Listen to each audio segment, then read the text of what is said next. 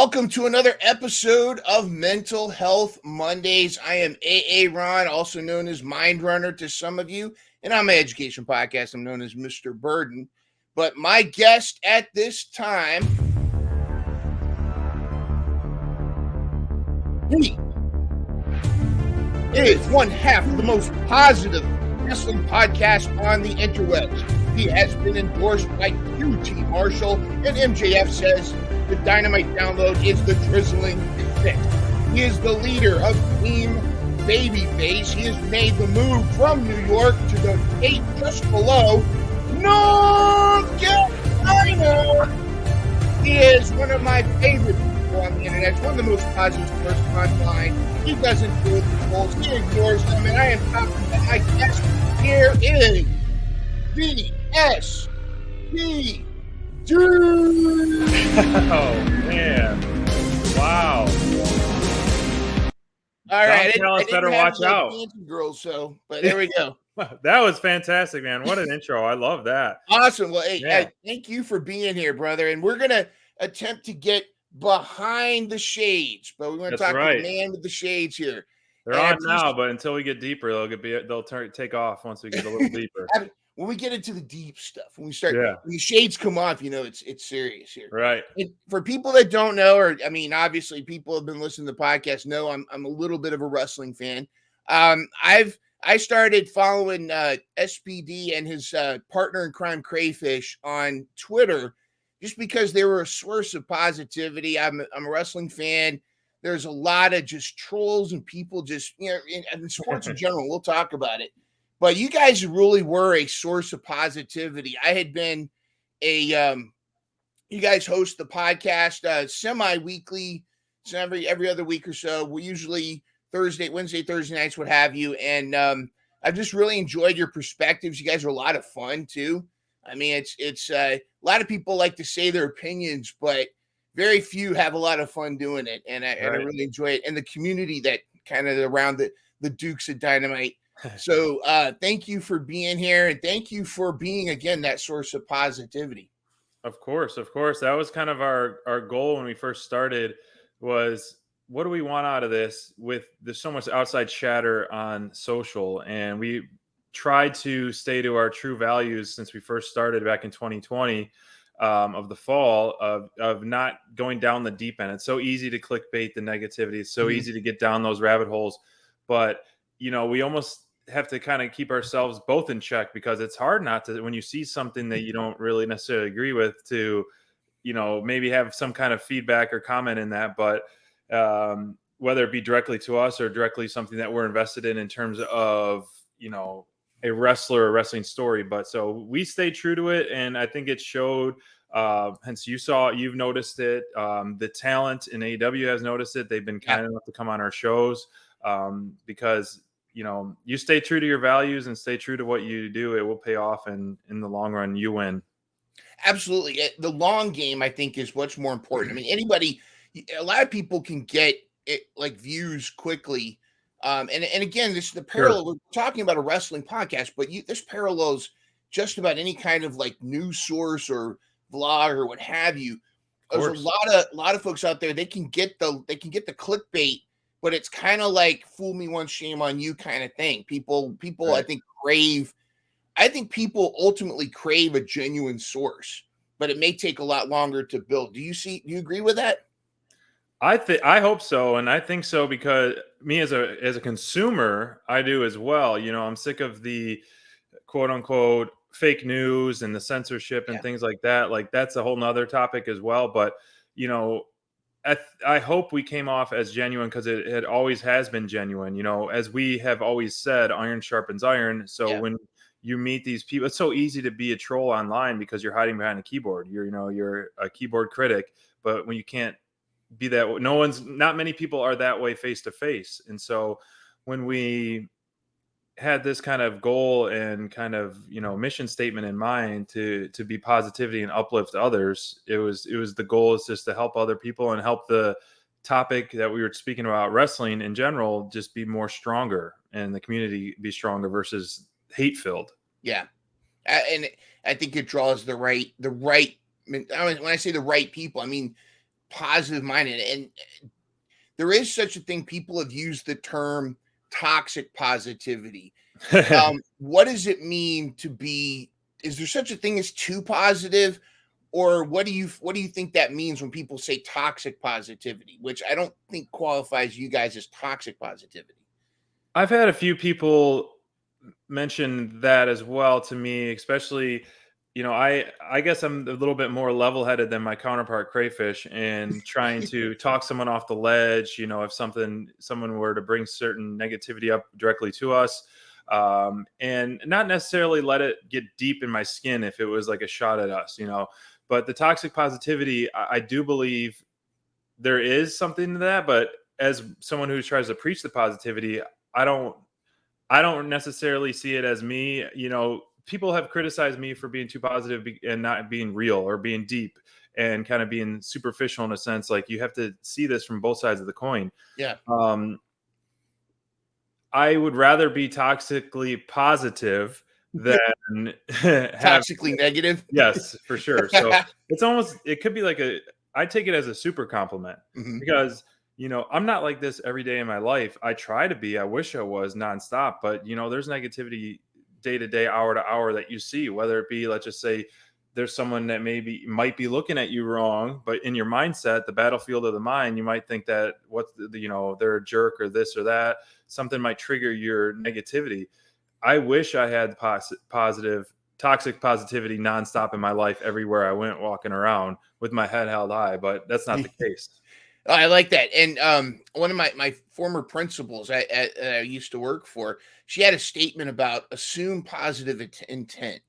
And do you think That's there's good. something to the mindset of, like, they always say, like, if you're looking for negativity, you'll find it. If you're looking for For sure. positivity, you'll find it. Is there something to having that positive, like, outlook? Does it kind of make your day go better? I mean, how do you feel about that? I feel so much better with a smile on my face versus resting bro face or, just kind of go, tunnel vision. Yeah. How many times, coming from New York City, I had to change my mindset because no one's friendly there. People will help you out if you're in the need. If you fall down, someone will help pick you up, but you're not getting the, hey, how's it going? And all that. And now moving to the South, it's really having to change my mindset because people genuinely want to know how you're doing. They Yeah. generally want to come help you. They generally want to cook you dinner or bring you snacks. And it's like, whoa, what do you want? What do you want from me? That was my mindset because I was so trained that way in New York, which was horrible. And so I love the Southern charm that you Mhm. get down where we live now. And I Yeah. wish the whole world, or wish the whole US was like this, because, everyone is just trying to be positive to each other, and everyone's trying to be nice to each other and spread kindness. That is the Southern way. And that's the way people should be. There's too much anger and too much hate and too much division between people these days. And Well, it's a nice change of pace in the South. I think so. Of course, it's funny because the New York greeting usually is with one finger, right? I mean, it's That's true. but Yeah. what there are a lot of differences. I mean, there's similarities. I think people in general, they want, to live their lives, but there does seem to be some differences between the North and the South. And a lot of times I think the South gets a bad rap through the Civil War and what have you, and Sure. and maybe rightfully so.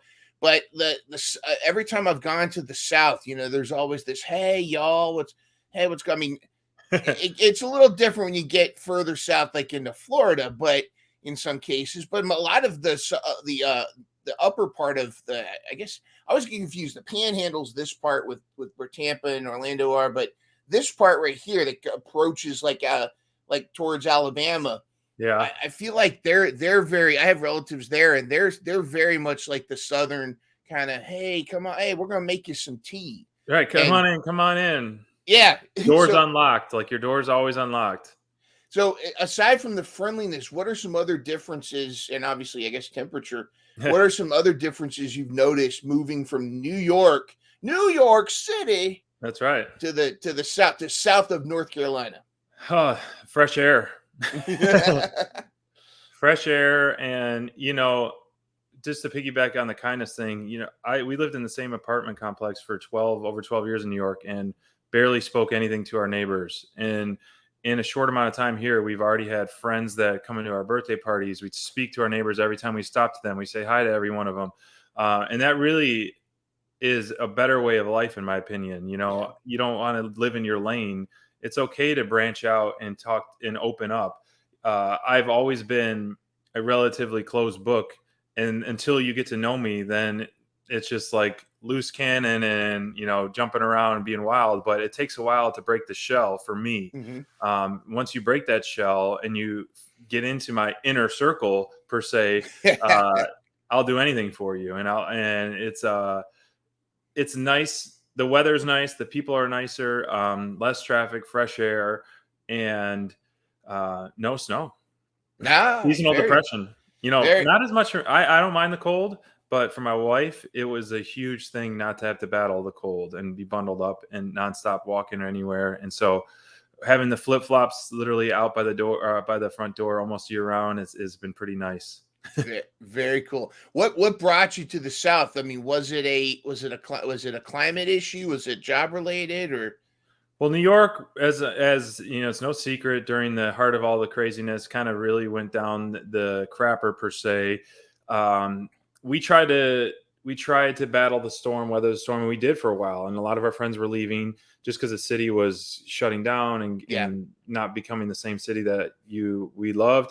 And we're like, we're gonna battle it, we're gonna battle it. And then finally, we were just like, what are we doing here? And literally within a matter of, I want to say, a week and a half, we made this decision. It was kind of in the back of our mind, or like, let's go explore Florida. Like we had to travel. We had our a weekend booked in Tampa area. Like we don't love the heat. We like seasons and mild Yeah. seasons. So we're like, well, we can maybe try the beach life or the, you know, Florida life for a little while because it's open and it's thriving and all this. And we've always liked the Carolinas, but it was all out weekend, 2021. And I was in Chicago with the Dynamite Download team, Yep. and my wife went to visit her friend who lived in Greenville, South Carolina. And so it was like girls' weekend, guys' weekend, and she fell in love with the city. She loved, it was like everything she loved about New York was in Greenville. Small town, walkable, cute stores, great restaurants. And she was like, let's just look for apartments for fun. And they went and they sent me a bunch of videos. The whole time I'm getting all these videos of apartments and of the city. And then when we both got home, we talked about it. And like that day we both got home, we're like, okay, let's do it. We put a hold down on an apartment that day, and we boxed up all our stuff in the matter of less than a week, drove down to South Carolina, put everything in storage, drove back to drove back to New York, handed over our keys. And then we both went separate ways because I was going on a work project. She was going on a work project, all within like a week and a half. And Wow. Picked Yeah. up and moved. She's lucky you didn't go, hey, babe, we found some apartments in Chicago. We're gonna, we're gonna be staying with Crayfish and CM Punk. We're gonna Right. we're gonna be all bunking together. That's pretty cool. And that's, you know, sometimes change of scenery could be scary. Yeah. But it sounds like an upgrade for you. Yeah, especially well, when I first moved to New York, it took me a long time to break my shell and try to find new friends. I mean, that was back in 2010 when I moved out to New York. Because my fiance at the time, which is now wife, she was there, and then when I graduated college, I moved out there. But I was like, I don't want to replace my friends. I was being stubborn. I'm like, and she's like, you're not going to replace them. You're just going to open up your friend circle. And I just was like being very stubborn of like not wanting to go meet new people. And so it took a while for me to develop a community in New York because I didn't want to fill the void of my friends that I already love.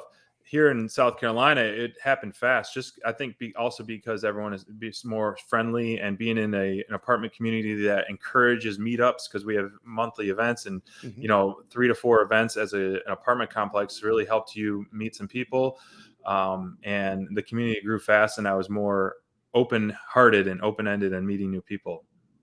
It's interesting too, because why do you think in New York, do you feel like it was that wall that you kind of put up? Has that always been you, or do you think that's a product of the environment in a big city like New York, or that kind of, or just that kind of mentality in the North? I would say both. You know, for city purposes, I feel like it's a very driven city. So a lot of people are, you know, walking somewhere, going auditions, you know, trying to make it or break it, you know, like this famous song, like if you can make it in New York, you can make it anywhere. So it's a lot of driven people there. Yeah. But for me, it's funny.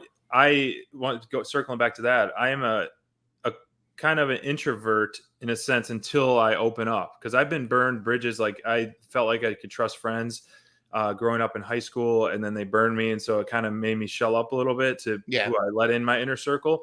And it's funny, Crayfish. I'd be curious to see what he says, but when I first met him in high school, he always thought I was like too cool for him and all this stuff. But literally, it's because I was friends with everybody. You know, I Yeah. skateboarded in high school. I also played sports in high school, so I had like different ends of the spectrum of friends. And Crayfish, between passing time, that my first interaction with him is he would always hold the door open for everybody and wave and high five everybody between passing time everywhere. Hey, and he'd like call everyone by their full name, and like he was like this so outgoing person. And I'm like, who is this guy? He's creeping me out. Like he's and so then we ended up becoming friends, obviously, and best friends, and the rest is history, known since high school. But once I'm not a natural extrovert. That's Mhm. why I love the pairing of what drew me to my wife is she is like can be the life of the party, friends with everybody. It really helps push me to be more open. And so I love having her at social gatherings when um, I don't really know many people, so she can really help encourage me and make me feel Mhm. comfortable to, go socialize with everyone. So she can naturally go up and talk to everyone at the party. Me, it would take me a while, talk to a few people and kind of just stick with them. But if I have her around, she'll really push me to meet more people, push me to go on the dance floor more.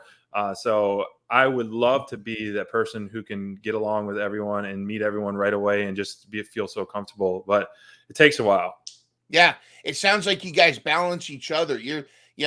Sometimes it takes what do they say? It's an extroverted introvert. It's usually because an extrovert finds them and brings them with them or something like that. And what are some things that like it sounds like you guys do complement each other. It sounds like she brings you out. What are some things that you provide balance to her in your relationship? And are there other things that she brings out of you that otherwise, if it wasn't for her, you'd be like, ah. I definitely am the more organized one. Mm-hmm. It's funny. I saw a reel or something about couples, and for like our vacations and stuff, she's just like, "Okay," I'm like, "Pack a bag and let's go," or she'll like pack a bag and go, and she's like, "Where are we going?" People ask her where we're going. She's like, "I don't know. He's got it all planned. I'm just going along. I'm tagging along." And then I have like a whole spreadsheet of like everything that we're doing, and like when we're going cruises and stuff, she's like, "I have no idea where we're going. I'm just going. I'm just tagging along." I feel like not that she's not, but maybe I'm more level-headed, slow pace in a good way in terms of just like seeing the big picture and more observant.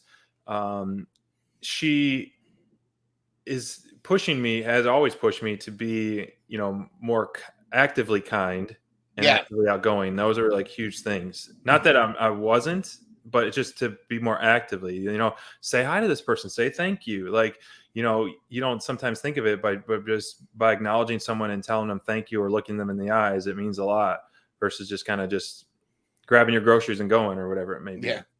be. It's interesting the different definitions of kindness, because you can be kind to people by not saying things. True. I mean, that's in fact sometimes I wish I would have been kinder if I didn't open my mouth. Right. Sometimes like, oh, maybe I shouldn't have said it that way. But yeah, it's active kindness. I think yeah, it's something I think we need maybe more of in the world. It's interesting that you described it that way, because I think you kind of described Full Tilt Deb and I. Oh yeah. Deb is actually the planner between the two of us. I mean, we're both very similar in so many ways, Yeah. but like she's definitely the planner, and I'm kind of like, she's figured it out. Just along for the ride.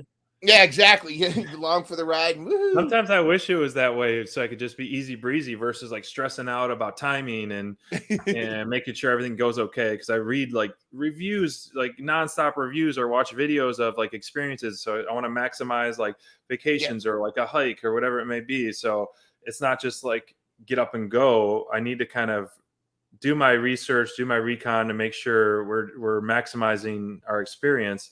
Where some of my friends, including my wife, are just like, oh, let's just pull over. Oh, there's a good spot to start hiking, or oh, let's just do this on a whim. Let's just go to this restaurant. It looks good. Me, I like to kind of check out the menu and overlook That things. restaurant, let me go on Yelp right now Right. and see. I know. Sometimes though, you got to have that adventure, and that's a True. word that Deb and I say a lot to each other. And yeah, I've been on this health thing now. I've been trying to lose some weight so we can get more active again. But we always like to go.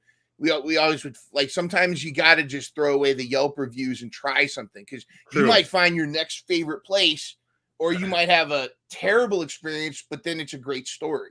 Like, oh my, I couldn't believe there was a fly in the freaking cannoli or something.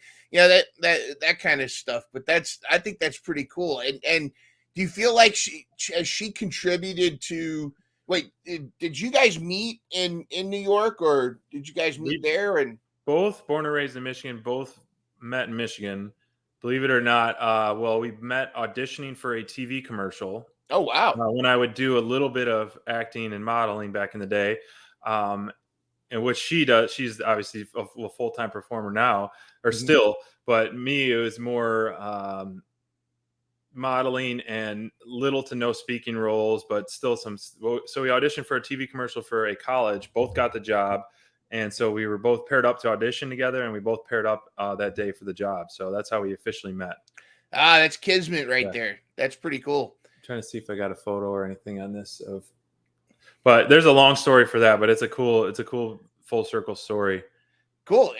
So you guys, was it love at first sight, or was it like friends first, or? No, well, so I guess months before I roomed with her brother at an event at a job, because we were all in the same industry, and I had no idea he had a sister, and he ended up telling his sister, my wife, about me back in whatever January, and then in May this is where we auditioned together, and she's all bubbly, and like I said, I'm the introvert, and I sit down in the waiting room, and she turns to me, she's like, "Hi, I'm Amanda," like all bubbly. I'm like, "Whoa, who is this person?" Like this beautiful person, and I'm like, I'm super nervous, palms are sweaty, and like this person's all bubbly, and I'm like, oh great, trying to play it cool. And she thought I was just kind of like a meathead, no personality. She'll say the same thing, which is totally not true. But and so we paired up together, and I was just like, oh wow, it was very, very attracted to her at first, and like her outgoing personality. Then I was so glad we got paired up together for the shoot, and the whole time I was kind of trying to. I don't have game or anything. I'm trying to do a little stupid flirt with her. I ended up drawing her like a cheesy picture before she left, and I was too scared to even ask for a number at the end of the day. And so I ended up like messenger on Facebook the next day or something because I was too nervous and too scared to ask for her number. And then ended up getting a number, and we went on some dates that summer. That's cool. I think she was into you, dude. The fact that she locked in on you. In fact, she may have saw, oh, this is a guy. Because sometimes women, when they meet guys, they go, this is a challenge I'm gonna take on. This is a guy that he's a meathead. I'm gonna bring him out of his meathead shell or whatever. That's pretty cool, man. And it's interesting that both your wife and Crayfish share similar stories. Like you met Crayfish going, "Hey everybody, I'm Crayfish. Hey, what's going on?" Yeah. And how they both, their initial thought of you was different or than it turns out. Why do you think we because here's what's fun. I think of myself as an extroverted introvert. When all through high school, I was so deep in my head. And I think a lot of times I came across almost, it was so funny because a lot of people, like, talk to people later after graduation that they had such a different take on who I was. They're kind of like, he's kind of a snob, or he's kind of a meathead. He doesn't really talk much. And yet inside I'm like all these different thoughts going through my head. And then it took kind of going through some things to kind of get the extroverted out of it. But I do think it's interesting that our trust circles tend to get shorter the more we go through life. I mean, yet where our acquaintance circles grow, I think, but our trust circles shrink. Do you agree? Oh, absolutely. And even years ago, I tried to narrow down my inner circle because it's almost not fair to your best friends to not give them as much attention, because I'd rather have a handful or, which I only do have a couple best friends where I can really rely on that I literally text probably every single day versus, having 25 friends, come to my party and they're all just, superficially friends in a sense. But I think that after I did get burned a handful of times in high school, that's when I really started narrowing it down of the SPD inner circle of who I can trust and kind of not necessarily be myself, but just get deeper than you normally would with things. Who you could take the glasses off with. Yeah. Shades right. off. Yeah. Very cool. Yep. Who would be in my wedding party? Right. Yeah. There you go. There you go. And I think that's healthy. I mean, I think a lot of people, because I almost feel like, and this is again, I always stress on Mental Health Mondays that there's no scientific. I mean, this is just people talk and there's no scientific backup. But it's been my experience that folks who have a lot of friends without really having a whole lot of like anybody that they really have close friends, it's almost like those lots of friends, it's a little bit more superficial. And I don't know, I could be wrong, but it's like like you said, it's kind of hard to spread your attention to everybody if it was genuine.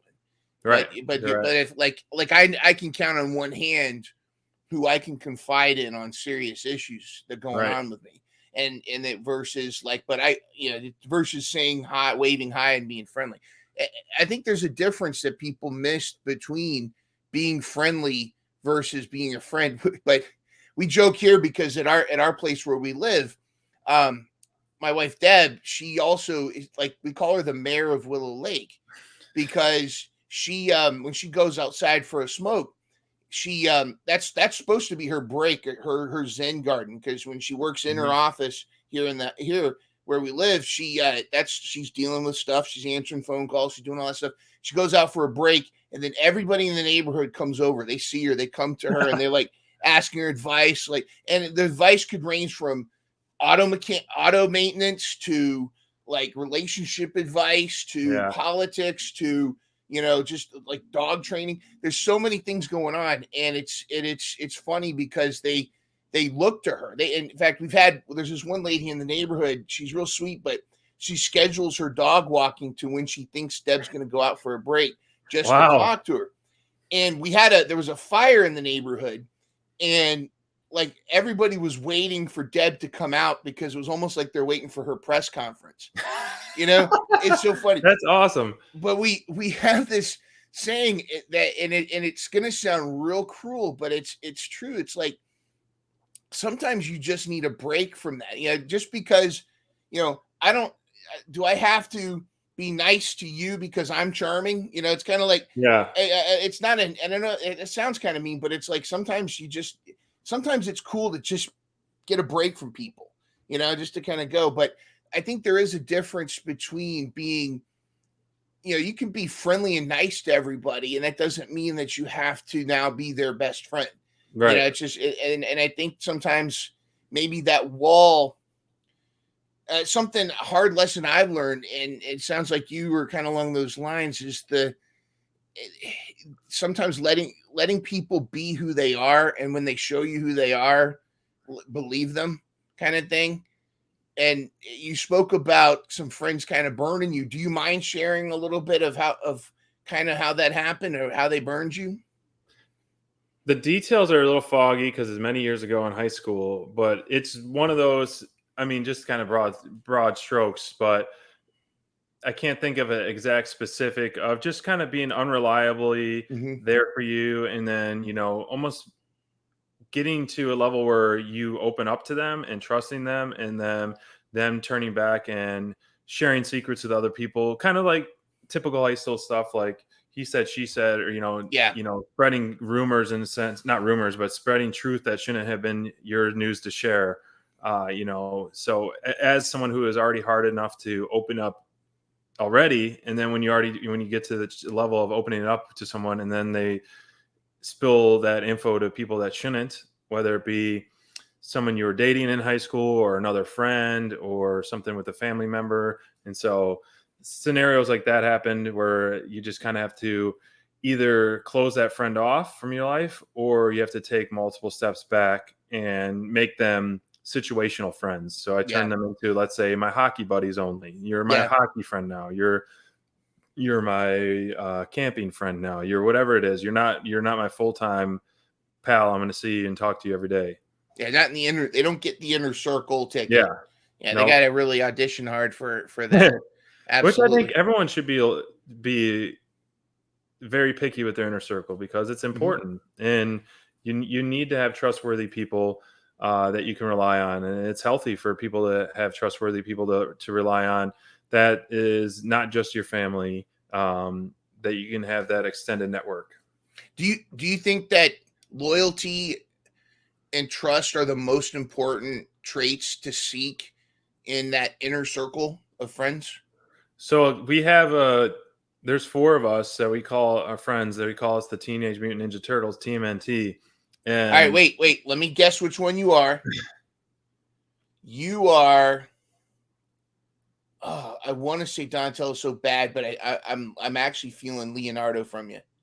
Leo. Yep. Leo for the leadership, and because when we're always with our buddies, they're looking to me. What are we doing tonight? What are we doing tonight? And so like pick the plans and looking out for my friends, and kind of more level-headed, not getting too drunk or getting out of hand or doing things too reckless, because I had that phase, but then you live and learn, and so kind of keep us in check that way. So yes, I vary as someone who tries to be that way. I look for that in people, to be loyal, and sometimes I hold people maybe too high of expectations to get myself let down, used to as well. So I got to try to keep myself level-headed, and that's where it's good to have someone like my wife to kind of have a different perspective, where I'm not expecting too much out of people that necessarily, like, you can't necessarily expect the same in return what you give in terms of trust or loyalty or commitments. It would be nice to give what you give, but it's not always the case, and it's a good thing to practice and not get your expectations let down. I think so too. So I think sometimes it's taken me a long time to not put expectations on what people should be, and just deal with who they are. Yeah. It's like, because I think we set ourselves up for disappointment when we do that. I've had relationships where I'm like, wow, this person should be like this, and they're not. And it's like, they're just a regular person, but it's like, I set myself up for disappointment because of it. It doesn't mean I do, but I agree with you too, that you need to be picky with your inner circle. I mean, I'm not saying lower your standards for your inner circle. I just think you need to, when it's kind of like, people show you who they are, believe them, but that doesn't mean they're a bad person. And that's cool. The Ninja Turtles, and you guys did you guys all meet in a sewer somewhere, or just brought That's together? Top secret. Yeah, Top secret meetup points. The secret meetup point with the ooze. Very cool. I had a turtle little figure or picture of it. No, I have this like cork board of all these old photos, and I forget sometimes what I even put on here, but it's like right at my desk. I get to look at it all the time, of old memories and of our nieces and nephews and different things like that. This is the card that Crayfish asked me to be his best man. Mustache. I still have that. Mustache you to be the man. That woo. There's mustaches in there, so I still cool. I don't even know if he knows I still have that, but I still have that card as well. I keep that up there. That's cool. So when you and Crayfish, you guys are the tag team here. Yeah. When you guys met in school, you said it started off like you were like, who's this clown? And he's probably looking at you like as somebody. How did that warm? What led to that? And like, what led to you guys being the Dukes of Dynamite, as you will? I mean, I think if he wasn't persistent, we probably wouldn't have been not as close as friend or spending much time together, because he would just be. We had mutual friends, and so that kind of was like the bridge to like my skater friends, was friends with him because they had a special class together, and so he would talk about me, and then Crayfish would hear about me, and then he would like, I'd see him in passing and stuff, and then finally we met together, and he started off for I would say a few weeks or a while just being like goofy and just over the top, kind of just like joking around, and then finally settled down a little bit, and then we actually took a leap and like hung out after school in groups, and then it's still for me to this day, like new friends, it takes me a while. Like you got to hang out with a few times to, you can have a great first date or first meetup and be like, oh, this person seems like a great person, but you really got to get a person's character with multiple times when you're not at a bar or drinking or, some kind of party setting. Yeah. And so I don't remember. I'm curious if he would. Our first time where it was more of like a normal hangout session. We used to always play like pool in his basement on Friday nights and hang out. And he thought, I was like too cool to hang out with him. And I would tell him, I'm like, no. And I made time for him. And so he was like an outsider. I mean, he used to be very, very much bigger than he was. He is a transformational person. You should see a photo of him in high school versus now, and me in high school as well. It's like total opposite. I'll show you off camera when I find one. It's pretty wild. So to see his journey as a person, and what drew me to him was dog. What drew me to him was his outgoing personality. Similar to what I seek with my wife, was like this person is kind of being a clown in a nice way. But I'm like, I like this. He's making me laugh. He's friends with everybody. He's got all these friends. I'm like, I want to be his friend now as well, because it seems like he's like such a cool guy, because he's so freely able to talk to people, where I'm still, it takes me a while too. So a lot of those characteristics, it's funny because like Crayfish and my wife are both like super extrovert, but they can also be introvert when they want to be. But they both encourage me to be actively kind, actively outgoing, and make me feel very comfortable in my turtle shell. Your turtle shell. Yeah. It's funny you refer to both Crayfish and your wife as they're extroverts but can be introverted when they need to be. And it sounds like you're an introvert, but you can become extroverted when you want to be. Oh, like yeah. If I feel comfortable there, a lot will change. Yeah. Very cool. I think that's cool. And I think that's like the foundation to good friendships is when you bring that kind of stuff out of each other. Right. You mentioned you're moving from New York down to the South. I've noticed a lot of folks are moving out of like California and New York, and they're going to like Austin's becoming a big, huge mecca for people. Arizona, the South, like Florida, the Carolinas. And what do you think is kind of driving that? I mean, obviously everybody's got their own reasons, as you specifically, but what do you think is kind of the common denominator with a lot of these folks moving away from these big populated areas, or these specifically like California, New York, so to speak? Well, like, I guess the way cities are run aside, I think we loved our time in New York. The hustle was kind of, it was a fun drive. Looking back at it, once we visited New York, we're like, how the heck did we do this? Like, this is exhausting and all that. But really looking back at it, like, I was so glad to get out of New York. The quality of life is so much better. Once people realize they can have a much better quality of life, not only just the air you breathe, the food and the accessibility, and just the people, like all that it's there.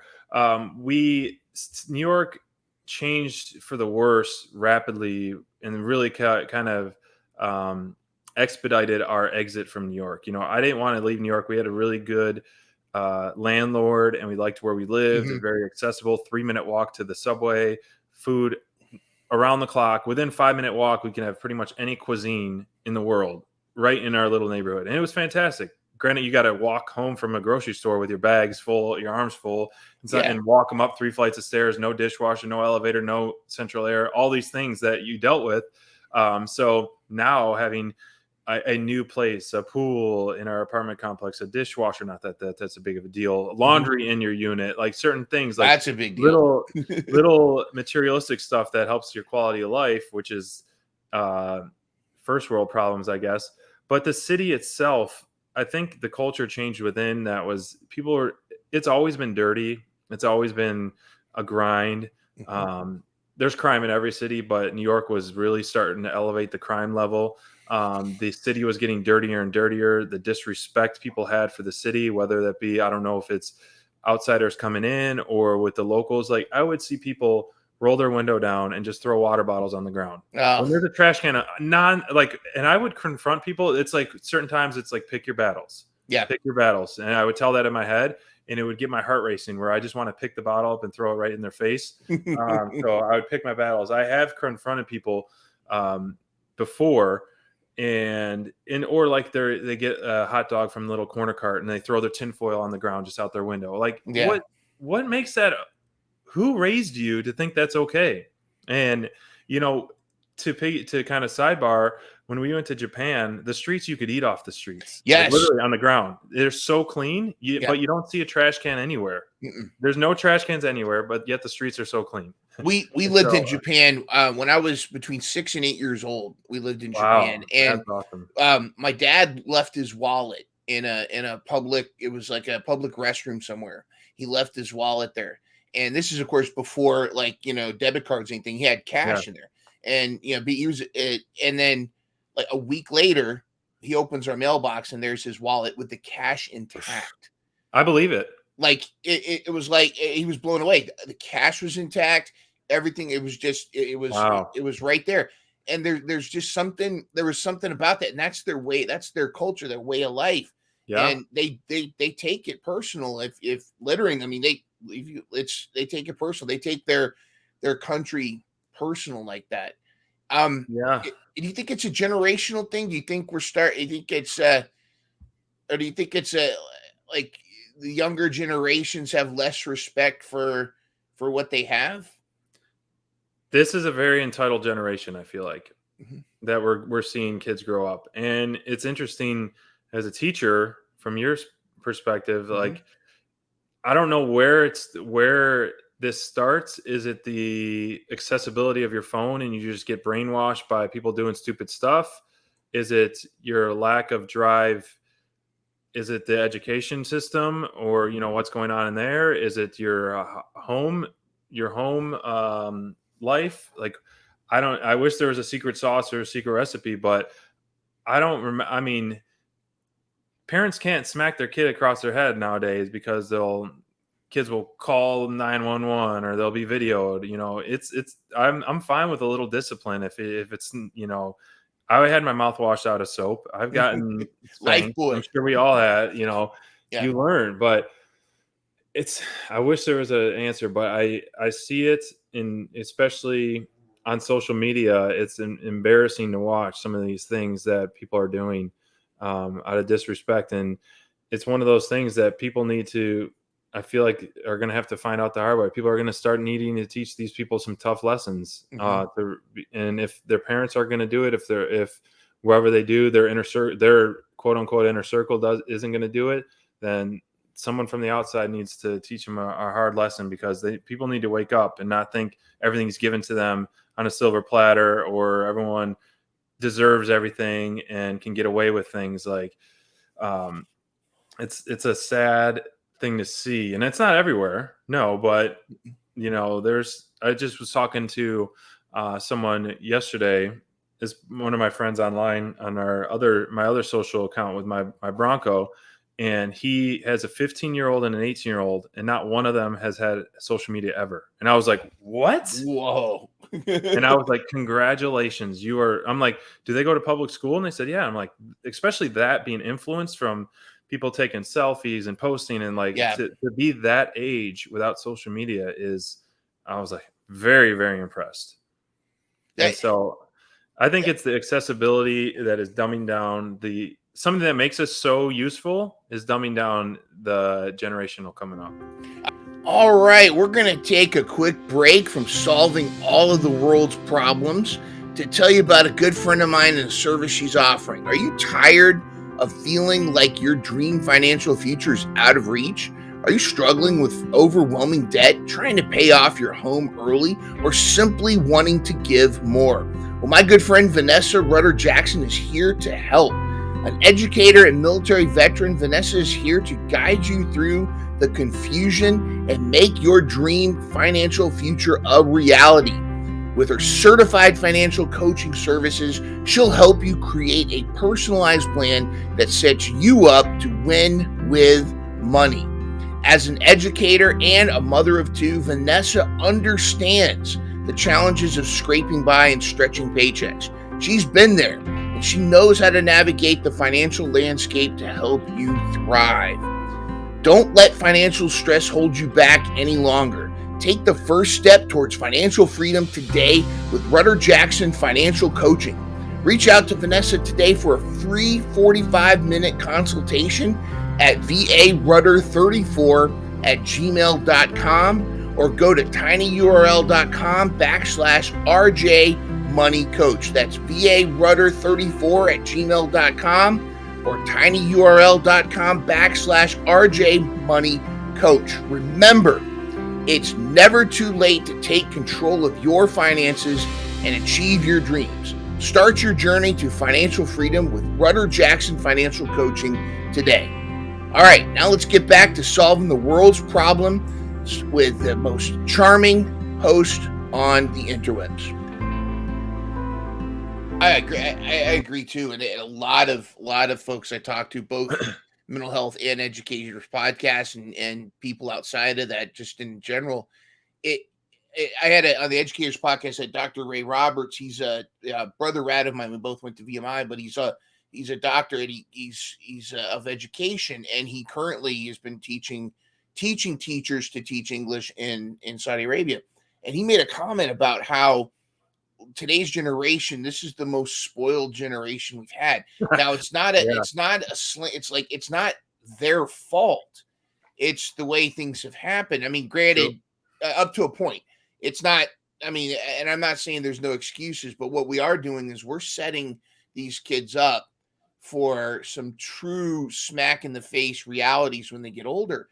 Yeah. Unless we start trying to tweak, other things too. But I always thought it was funny. It's like, are you going to, it's where as we learn more about mental health, as we learn more about autism, ADHD, neurodivergence, as we learn a lot about these things, we grow to understand them. But what's also kind of corrupting that, or kind of coming at a negative, I think, is we're also starting to we're not looking at as those are an explanation. We're looking at them as an excuse. Like I saw, there's a video of a toddler smacking a smaller kid off of a water fountain and shoving him into the ground. The other kid falls, hits his head, and he's crying. And the parents of the kid that shoved the other kid, they said, "Well, my son is a nonverbal autism," and it's just, to me, I'm kind of like, okay, well, yeah, that's his diagnosis, but the dude still needs to learn that there's consequences for your actions. Right. That's not an excuse. Like if I run a red light and the cop pulls me over, I can't say, well, I just have high anxiety, officer, and my autism was kicking in and I couldn't see, I can't. I think, and I'm not saying that we need to dismiss the understanding of these neurodivergence, but I feel like we're dangerously starting to make it an excuse, and we're setting kids up. And to clarify, and this is, I think, a common misconception a lot of folks have, it's not us teachers on the front line that are making these calls. In fact, most teachers feel the same way. If you just go to any teacher's TikTok or YouTube or account or Facebook, most teachers feel the same way about this. It's the education, the federal and state education systems that are so afraid of being litigated against, and they're kind of trying to tweak this I don't see victim mentality, but it's kind of like that we're creating a system where we're teaching kids that the world is going to adapt to you, to what, not just your needs, but your wants. And then they get out in the world and the world kicks them in the teeth. And I think we're setting them They up. need a harder kick. A lot of these people need a harder kick. And, I've always said, and I'm sure you would echo it, like teachers, EMS, fire, police, all those are so underrated and underappreciated and undervalued and underpaid in every sense. And those are the lifeblood of the country, essentially. Without all that, good ones too, across the board, a lot would be way worse than it is. It's a tough thing. And I don't know if there's no cure, or there's no one answer. It could be all the technology, it could be all the processed food we're eating, it could be poor quality anything diet in that, or it could be certain things. Not to get to like political or standpoint, but I like to listen to both sides. But I listened to the recent like RFK Jr. podcast, and he was talking about when he was a kid, like how many people in his generation did he see with like a peanut allergy or like autism, and then look at his kids like people, how many have it, and like what's changed in that time from when he grew up till his grandkids are growing up, like. And he mentions like the series of like vaccines and stuff, like how many like kids have to get these days. Is that a cause? It could be. Is it the food? It could be. Is it the technology? It could be. Like there's no root of it, but it's a lot is changing for the worse, unfortunately, and it's a trend that needs to change back the other way. Absolutely. And one of the things that drives me nuts is from a teaching standpoint is, and I'd love to talk about RFK. It seems like society, or at least United States society, is trying to push back against questioning. And that is the core of the scientific investigation process, of scientific method is to investigate. I've even heard some wacky notion that, well, a white person came up with scientific method, so it's colonist, and you can't. Oh yeah, well, tell George Washington Carver. I mean, and he with all the peanut butter, we wouldn't have peanut butter if it wasn't for scientific investigation.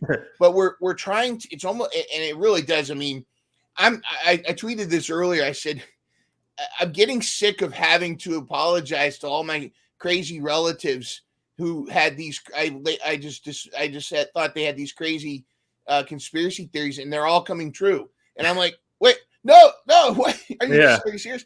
But it does. I feel like we're really we're doing the opposite by teaching kids to not question. You got it. There's nothing wrong with that. It's a crime to punish somebody for questioning something. When I would love my kids to question me as a teacher. One, it would steal what I believe. It made me step on my game. It keep me from being a lazy teacher. I have to really know what I'm talking about. But also, it's important because they get buy-in in it. And I think that, and at any time, if you cut the tongue out of somebody, it just shows that you're afraid of what they're going to say. And I think when you push for censorship, the only way to defeat a lie is to let it out in the sunlight. And this guy, RFK Jr., I like him. I've listened to a lot of what he says. I like what he says. I don't agree with everything. Right. But then again, I also don't know as much as he does on some of these subjects. So I might change my mind. But what I love about what he says is if new evidence is presented, he will change his mind. And I think that, prove me wrong. Or tell me when I'm telling lies. CM Punk. Yeah, there you go. Yeah, bringing it right back to wrestling. Tell me when I'm telling lies. And I think that's important for us to have in society, is this. And this is something too, is why I got into teaching in the first place, is we need to distance ourselves from our opinions, our hypothesis. In the scientific method, you have a search of the question. Yeah. You develop a hypothesis, and then you test that hypothesis, and you look objectively at your data. And you also got to look at your testing and make sure that you were testing for what your questioning is. But you got to look objective at the data. You got to be a slave to the data. You got to be a servant to the data. because the data is what you've got. Yeah. And then based on your data, go back and say, prove or disprove your hypothesis. If the data says you're wrong, that doesn't mean you are wrong. It just means your hypothesis is wrong. Mm-hmm. But a good science, but it's not you. And I think what happens with a lot of people is they get emotionally, they have their conclusion before they do the experiment. They think their hypothesis is, and then they test towards that conclusion, and they get emotionally invested in their opinion. Yeah. And you've got to separate yourself from that, or because then you won't be able to change your mind if new information comes by. Tunnel vision, and it's hard for a lot of people in a lot of things to see outside their own mindset. Yep. I read a book every morning. Don't sweat the small stuff. It's just a one page every day, or 2 pages essentially. And I just keep rereading it. It's 100 different things every thing. So I just reread it once a day.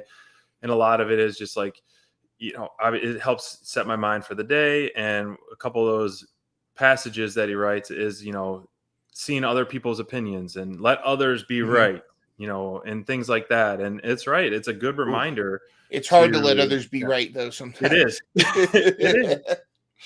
But sometimes they may think they're right, and then it will come back, like you said, the conspiracy theories, and they aren't right, or they are right. But it feels so much better to be right. But at sometimes, back to it, pick your battle. Like, okay, am I going to argue thinking my way is right and you're right versus your way being right? Like, I try to. Certain hills you'll die on, and certain ones are not worth even climbing up. So. Yeah, you've never for your seen, own mental health. Exactly. You've never seen someone on Twitter go, you're right. I was thinking this thing, but then you dunked on me, and I got ratioed. So now I disagree with my previous thought. I apologize. When have you seen that on Twitter? It's like, no, right. It's like it's so antagonistic. No one's going to say that about RFK or Trump, even though they've been proven scientifically right on certain things. Facts are facts. They're not the people who claim they are wrong. They're never going to say, you know what, you were right. Yeah, they're too stubborn. You're never going to get that in any case. I don't know. It's interesting it takes a lot to get rid of your pride and admit you were wrong and someone else was right. Yeah. it definitely started. And kind of getting back to the kid, like with the kids in social media and whatnot too, it's important to make sure you go out and touch grass. And we've had one of my Lori Young, our Lori, member of the Inner Marks. Oh yeah, she's been on the podcast, and she made an interesting point that really kind of has stuck with me about she doesn't pay attention to a lot of the global or like big stuff going on. She focuses on, like she reads her news from like the local sheriff's newsletter, or she sticks to local news more. Mm-hmm. And there's something to that, because those are the issues that directly impact her and her town. For sure. Whereas, granted, if we get into a nuclear war, or if there's a this or that, there's things that'll happen. But like, do you think, where do you feel kind of in that, where there is one side where don't sweat the small stuff, don't sweat the stuff that doesn't really directly affect you, don't get why we tend to get spin up over stuff that we really aren't going to be able to change ourselves. But on the other side, is it naive to only focus on the stuff that's around you and not look at big picture? Where are you in that? Man, I gripe on my parents nonstop. Stop watching the news. The news is horrible. It's horrible. It's horrible. It's all negative. And, obviously, like local news, you get some of the stuff that's going on. But how often do you see positive stories on the news? And like every time I go visit them, I'm like, if I'm coming over, the news is not going on the TV at all. We can watch our whatever reruns of Seinfeld or whatever, but no news, because it is so negative. But they are so addicted to the news. And I think the local being informed is good locally, because how are you going to help, yes, you can be sympathetic for flooding in the Northeast or mudslide in California, Or but East like, Palestine, yeah. yes, or wherever it may be, you can be sympathetic, but it's almost bad for your own health to be seen and hearing about, oh, there's this many people who just got shot this weekend, and this and this and this. Like, I try to, sometimes you can't escape it if you're going on social media. Indirectly, you'll see certain things pop up, whether it be algorithms like, trying to brainwash you to follow someone else or whatever it may Mhm. be. But I like the fact that she does that. I think that's very smart because of things that are out of your hands. There's no point of stressing out of or worrying or getting, high blood pressure over. My parents would always reach out and be like, "Oh, I heard in New York this happened and this happened." I was like, "Really? I didn't hear any of that." "Oh, I heard Yeah. it's so dangerous. I heard someone got stabbed in the subway." And I'm like, "Of course that's close to us," or, but I didn't even hear about that. And I'm still trying to be aware of my day. I used to I had this app in New York called Citizen, Mhm. and that's like good and bad, but I think Mhm. they still have it, but I think it's more paid app. But you can open up like a map and it'll show you like dots of like police calls or what's going on. And I would like right by where we lived and like, oh, there was a stabbing recently. Oh, there's a fire, like all this random stuff. And it's good to be aware and street smart, but sometimes that overkill or paranoia is gonna do You more get harm than good. glued to the app. You're like, oh, where's the next robbery? Oh, what's going on? Yeah. Yeah. You almost become Spider-Man without the superpowers. You're like, or without Yeah. doing anything about it. And it's there is like a dopamine effect. I mean, kind Yeah. of circling back to what we talked about earlier, it's like, you know, the Dukes of Dynamite, your show is committed to being positive. Right? And I'll stress this too, kind of going back to the toxic positivity. You guys aren't toxic positivity because you Yeah. guys call it. Like you guys aren't afraid to you're not afraid to call something that you didn't like. You're not afraid to Sure. say, "Hey, this didn't work for me." And as we saw recently, you're not opposed to a respectful debate on whether or not on CM Punk, Yeah. perhaps between your guest and Crayfish. But Right. and that's a great example too because we when Crayfish and I had that, and it wasn't even really a debate, it was just a discussion, but neither one of us like looked down on the other person. We Yeah. just there was pushback, but it wasn't like antagonistic. It was a debate because humans are not going to agree on everything, and I wish we had more of that and less antagonistic stuff. But does it frustrate you that the sites, the vlogs and stuff that get success, instant, like a lot of quick success, Hmm. which I don't think is the long haul success that really makes something genuine. But does it frustrate you when you see like a What Culture or Jim Cornette or one of these other places that they put this clickbait headline and it's like they're focusing on the controversy or the negativity and you don't hear about the positive stuff. That is everywhere. Hmm. I mean, wrestling especially, but that is everywhere I find. Circling back to the news, if you're going to see a headline, "Oh, Madonna's in the ICU and unresponsive." "Oh, a puppy gave birth to Siamese twins and it's the first of its kind." What are you going to click on? "Oh, I'm going to Yeah. click on the Madonna in ICU or whatever because it's like this. Oh, wow. Oh, like this crazy thing, So negativity sells. Negativity is the more powerful thing, which is a horrible thing to say, which is unfortunate.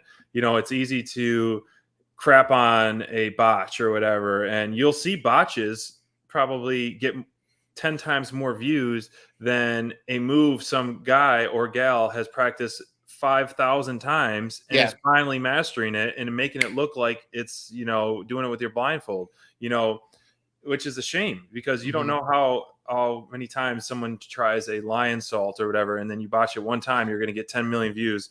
But if you do 100 of those perfectly, you're not going to get noticed. So that's it uh, in our world of the wrestling world, in my Bronco YouTube Yep. and following there, like you'll see the headlines, the top 5 worst things about the Bronco get, Yeah.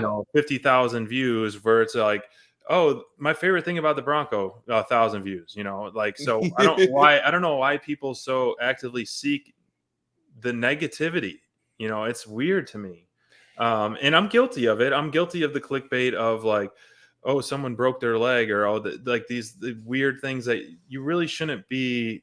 It shouldn't be the focus of the attention when you should be looking at other stuff. Yeah, it's almost like it's a human nature to look for danger or to Yeah. look for what's wrong. I did the classic bit where in school, like I'll when I start the year, I'll go when I'm teaching the kids just kind of routines and whatnot. I'll start off a math. Say, all right, we're gonna do some quick math check, and I give them 10 problems on the board. They're just quick addition problems, and then when it's I have them write their answers and it like single digit, and then I go back and I'll go through all of them and I'll answer all of them, but then I'll get to the one where it's 4 plus 5. I'll put 4 plus 5 equals 10, and then I'll keep going. And then I wait and I just act normal, and then kids are like, oh, and like, Mr. Burden, you're a teacher, but 4 plus 5 is 9. It's not 10. And I let them kind of go, oh yeah, that's what I got. And of course, I always worry about the kids. Like, no, it's right. That's what I'm gonna worry about. But then I go, I let them talk, and I say, isn't that interesting? I said, I put 10 problems on the board. I answered all 10. I got 9 of them correct, 9 out of 10. That's still 90%. That's still passing. That's still an A. That's still, proficient. The only mistake I made was this one. And if I fix that error, I would have 100% correct. And I said, why is it that, and it leads into the whole discussion. Why do we focus?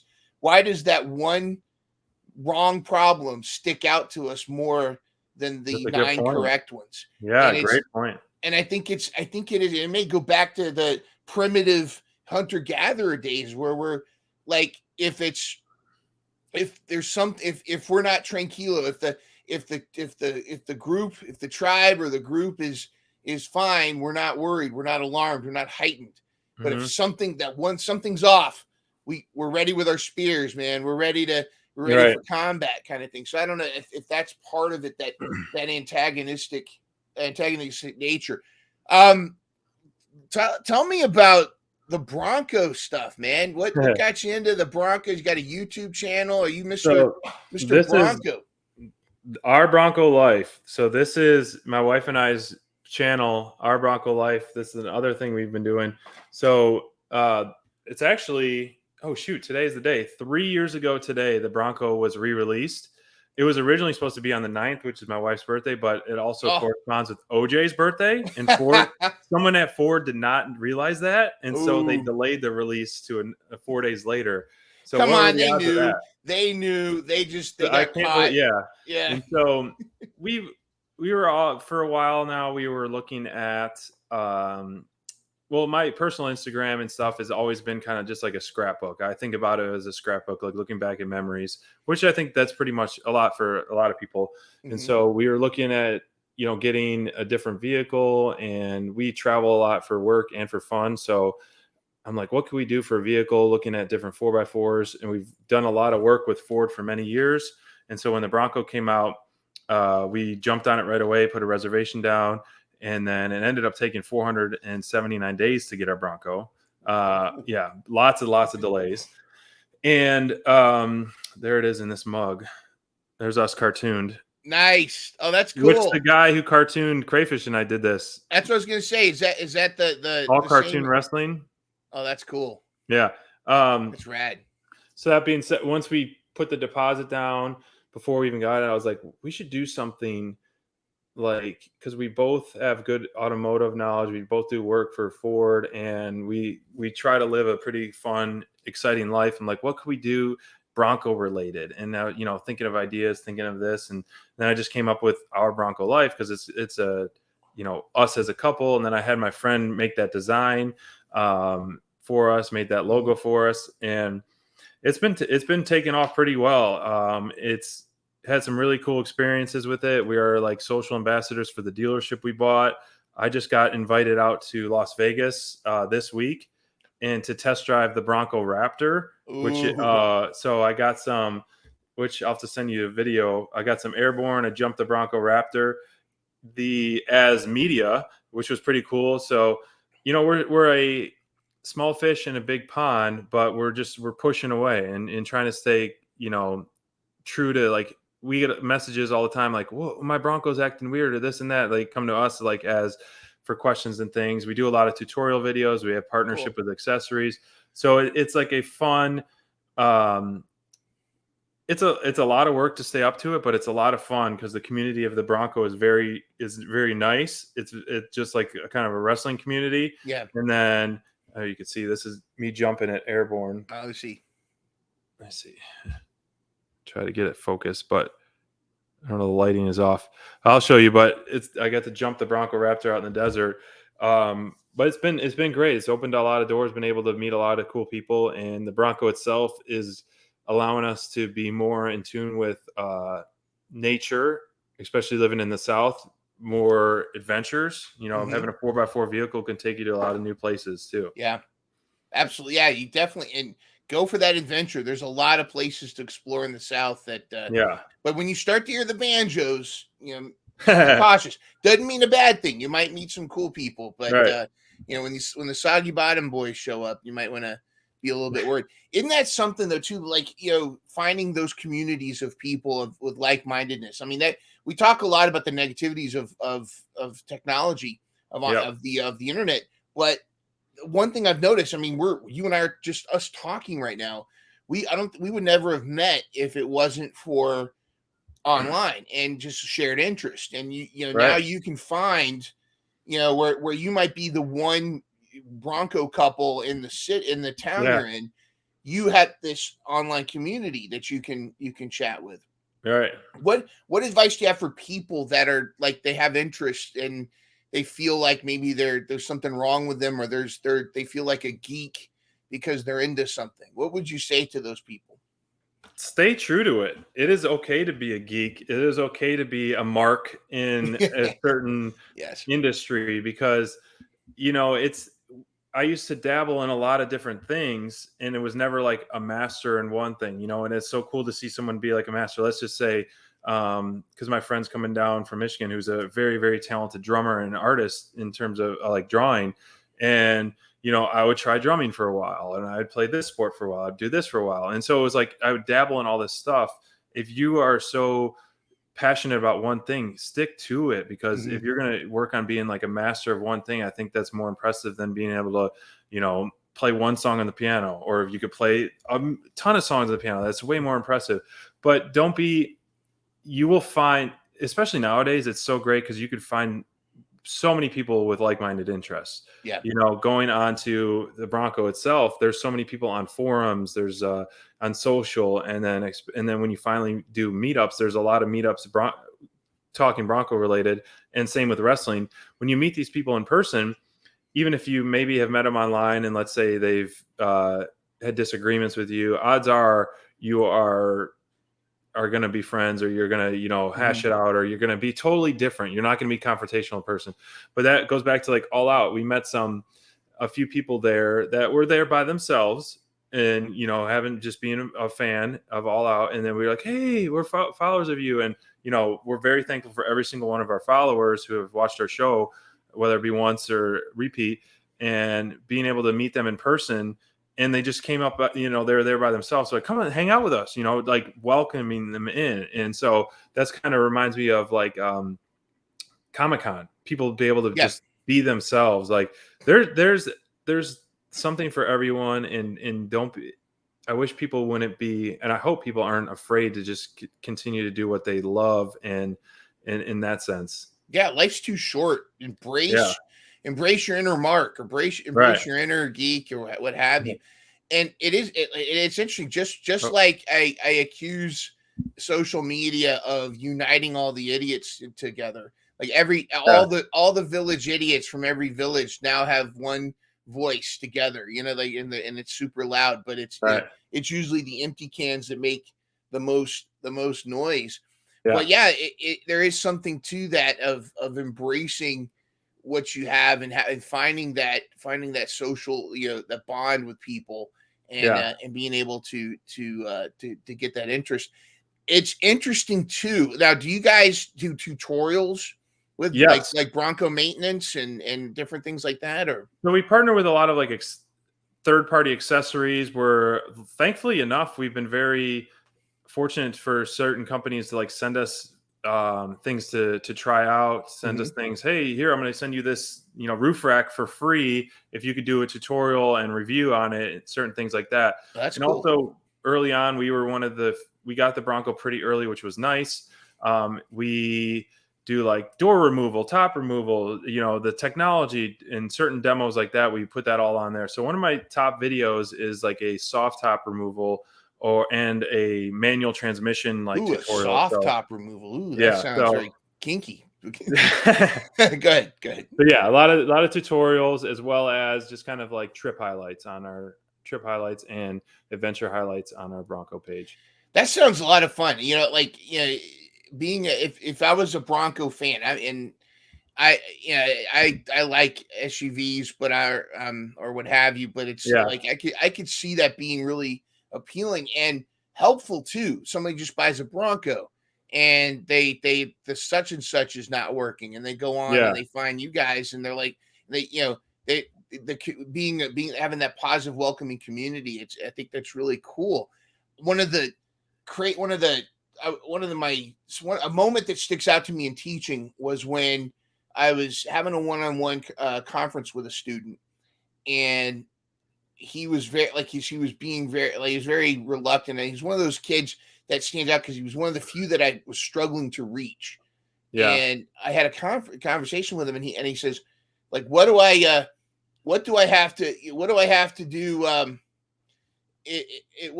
to do if I was trying to think of ways to make the stuff I was teaching them engaging. And he just says, what can you teach me that I can't just learn on YouTube? And it threw me. Now, immediately I kicked into, I started saying, well, here's the difference. One, don't believe everything you see on YouTube. It's, you don't know if it's true. You've got to be, and I told him, I said, what I teach is how to take that information, whether you get it from YouTube, whether you get it from a textbook, whether you get it from here or there, and to be a critical thinker. And I said, plus the stuff that I create is custom to your needs. YouTube's not going to, granted, their algorithm's going to show you stuff that you're interested in, but they're not going to try to teach you the stuff that's in your needs. But anyways, well, SPD, let me do this right. SPD. Oh, that's right. Yeah, let's go more the RVD. Yeah, that's right. Oh, I got to. What does SPD stand for, real quick? SPD. what does that stand for? Well, so backyard wrestling. As a kid, I came up with that kind of. Wrestling's all about mimicking. Mm-hmm. And so I took the Rob Van Dam for SPD, and then I took the DDP kind of intro, like where it's me, it's DDP, and now it's me, it's SPD. Yeah. And so I don't know. I always loved the Rob Van Dam thumbs, but SPD is Sean Payne Downey. Sean Payne Downey. It's me. That's right. It's me. It's SPD. That's right. Very cool. Just like it's Full Tilt Deb. That's right. As that FTD. The FTD. Awesome. Well, SPD. This has been awesome. I'd love to have you come back, and for sure, I'd love to pop back on the Dukes next time. When are the Dukes going to do another show soon? I know. Actually, I'll be in Michigan next week. I'm going to talk to Crayfish and see if we can get a live show where we're both in his place, and maybe next week sometime. And also, we've been itching to want to do another draft, so we've been really wanting to do that because that's a lot of fun. So I may be able to get Full Tilt Deb on that draft. I would love to have at least 5 people to really kind of make it interesting for a draft. That would be a lot of fun. So stay tuned for that. We're going to hopefully have a show next week. We'd love you to have on. We'll keep you in the loop for that. And then next time I come on, I'll talk to you about, more in-depth mental health of like how I stay in my lane and how I stay focused every day. Because there's a lot to dive in. Reading, meditating, yoga, cold showers, cold plunges, all this stuff like I do on a daily basis to really try to set my intentions for the day. But I'm glad to come on, and that's a whole nother thing we could talk about. I'd love to do it again. Let's do a part 2 very soon. Yeah, let's do a part 2, and heck, we could do it as soon, but in the next month or so. Yeah, I'm down. All right. Well, for SPD, this has been AA Ron, aka Mind Runner, in some cases, Mr. Burden. Have a great week. Any final words or thoughts for our listeners before we go?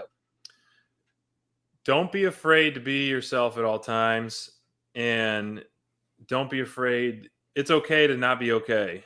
So I know we didn't dive too deep, but there's so many people that are not okay and put on, the mask, and I'm guilty of it as well. And so it's easy for me to say it, but it's easy to say it, but it's another thing to do it. So if you need help or you want to talk to someone, being the first one to reach out is not always a bad thing.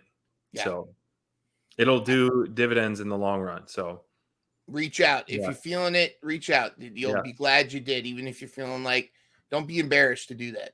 Whether it be something you're dealing with or whether it be a relationship that you wish would be healed, it's okay to be the first one to reach out. It's not a contest. It's not a game. You're not going to lose. It's usually a win-win if you reach out for someone. Well, this is the end of part 1. I think we're going to definitely do a part 2 very soon. Sure. And so for SPD, this is AA Ron, Mind Runner, all that jazz. Have a great week, and we'll see you at part 2, which may be sooner than you think. For sure. Absolutely.